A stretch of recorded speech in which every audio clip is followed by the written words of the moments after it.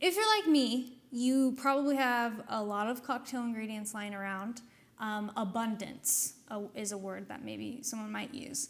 Maybe you don't know what to do with all of them. You're like, I mean, how many, passion fruit margs can we drink? But there are ways to use these ingredients outside of drinks.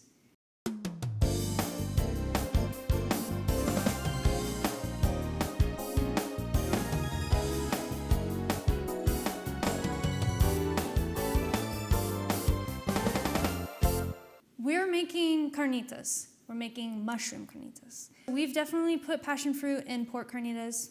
So good. It's basically a stand-in for orange. So the key ingredient here to all of this, your mushrooms. I like to use these. These are king oyster or king trumpets, but most people I would say have these on hand. Button mushrooms. If you have access to these, use them. So I'm gonna show you how you can butcher these mushrooms to get the best texture out of them. Okay, so with this, I just take a fork.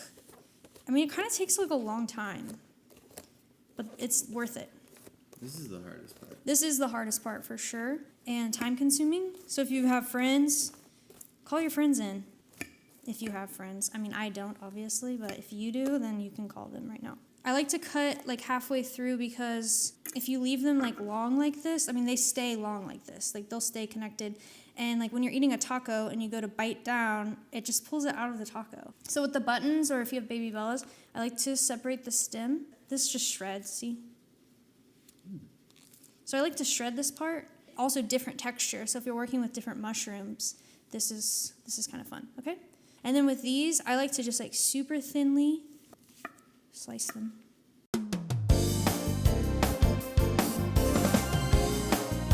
Okay, I'm coming to the end of my mushroom journey. And then also I did fork myself at some point. I forked myself over, so just be mindful of that. I'm gonna use just a quarter of an onion. I'm gonna keep this whole, like so.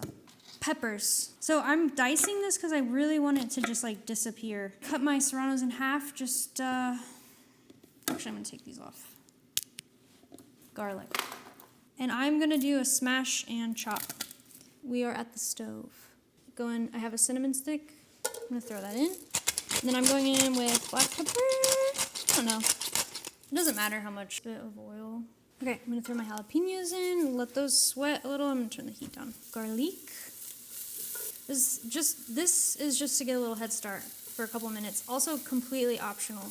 I wanted to say that this isn't a recipe, this is an idea. Honestly, I don't think I've ever made this recipe the same. So we got a little bit of color on our this. I'm gonna go ahead and add more oil now. This is just olive oil.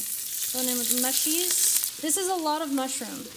This is a lot, but it's gonna cook down. I'm gonna go ahead and put my water in. I think that was almost a full 2 cups. And I'm gonna do, what's that? Half a teaspoon of, this is chicken bouillon. You could use veggie, whatever you want. Just a pinch of oregano, a couple pinches.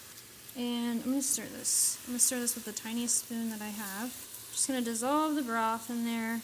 It's more just making sure that we have enough kind of sauce on the bottom. This looks weird. I know it looks weird. I know that this looks disgusting. It doesn't look disgusting. I mean, it looks a little weird though. You have to admit. I'm doing a splish splash, maybe an ounce. I don't know, let's see what happens.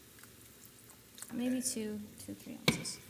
I mean, you don't want to go crazy. You don't want the main tasting note to be passion fruit. Hugo Maggi. This is it almost tastes like dark soy sauce. It improves the taste. It does improve the taste, I can attest.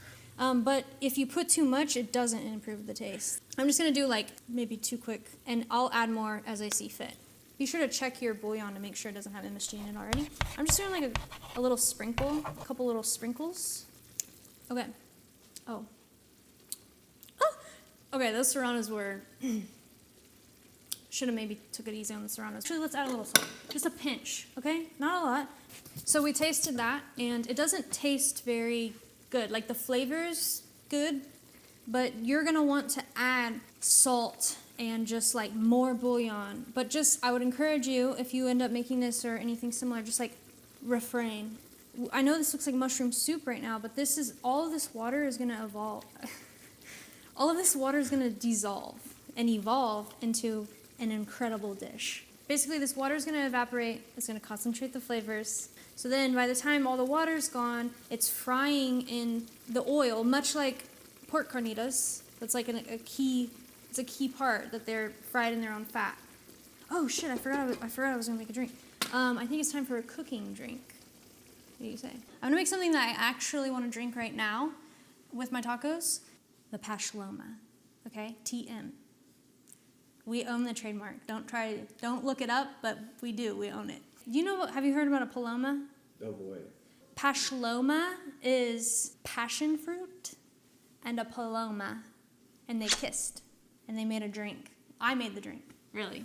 Recipe as followed: 1 ounce of passion fruit. We happen to have some grapefruit super juice lying around. Just kidding, we made it specifically for this purpose. It seems to me acidified to lime strength, or thereabouts. So we're gonna try this out. That's 1/2 ounce per drink. And I'm gonna do 1.5 ounces of tequila per drink. I'm just gonna rim this glass with salt. Looks okay, right? It smells like paloma in here. And now I'm gonna shake things up a bit. What happened? It broke. The seal broke. I was on cloud 9. I was like ready to rock and roll. I'm sweating. There was a big old chunk of ice in there. Oh, it's frothy. Frothy with a capital E. Ooh. The question is like, why am I so out of breath right now? This trick that I literally have not done in like 2 years. Whoa! Badass alert. Okay. I like Topo Chico with basically any drink I'm having, but with my palomas, I like Topo Chico. The structural integrity of a Topo Chico bubble is just so much greater than any other. Like club soda, no. I don't want to be a part of that club. I mean, not that I like would die for them or anything. I'm just saying, like, I like it. You need it.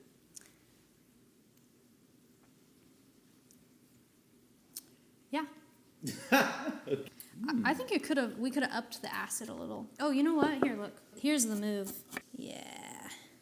Oh yeah. This is it. This is going to set it off.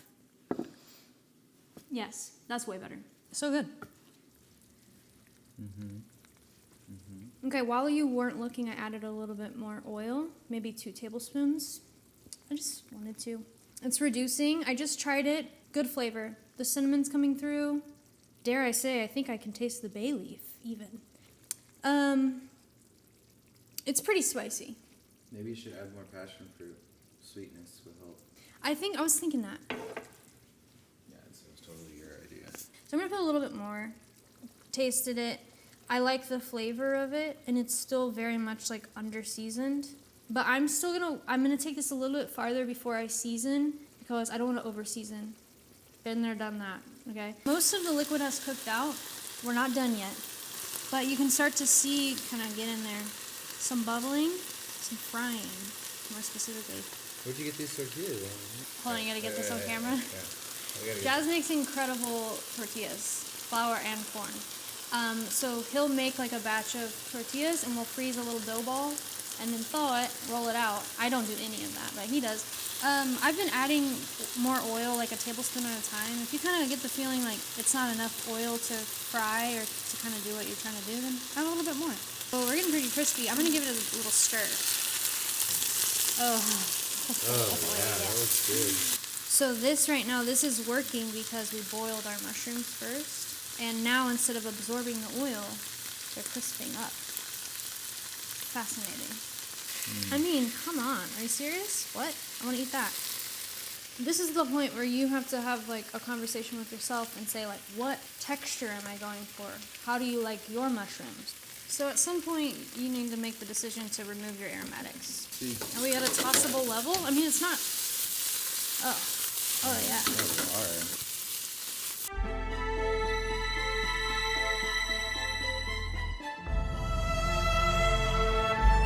Actually, this is chef's snack. All right, now you can go in with salt to your heart's desire. Because pretty much, we're cooked out now, you know? Glossy, Yeah, that's good, Jazz. Glossy. You want things to be glossy. You know? I mean, come on. If it were just me alone and you weren't here, I would take this just like so far, like to an ungodly amount of crispiness. But I'm gonna pull it. I'm gonna call it. It's dinner time somewhere, you know? Just get a little scoop in there. I mean, tell me that doesn't look like pretty close to pork. Oh, look at that one.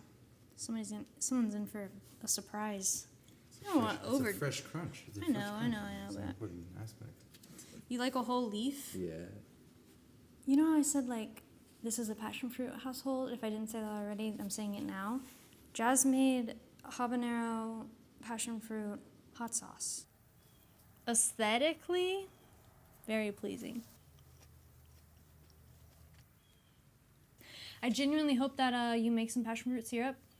At the very least, make some cocktails or mocktails. And at the most, make these carnitas because they're...